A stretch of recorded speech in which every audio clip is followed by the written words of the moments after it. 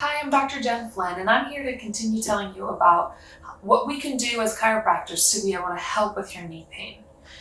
So once we've assessed what's going on with your knee, we'll obviously adjust first. Again, that's the most important thing. Get that joint moving, slow down or decrease that production of osteoarthritis, and then we'll get the inflammation out of there, get those muscles more mobile, moving properly, not stiffening up around that knee.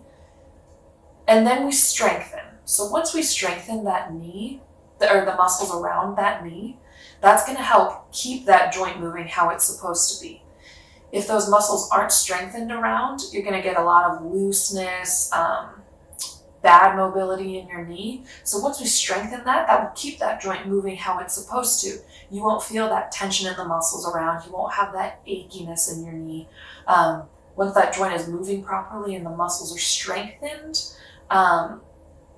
it will decrease a lot of your knee pain. You'll be able to get up and down off the floor. You'll be able to continue running, or even just going upstairs, walking around, going grocery shopping, things like that. So if this is something that you think we can help you with, let us know in the link below.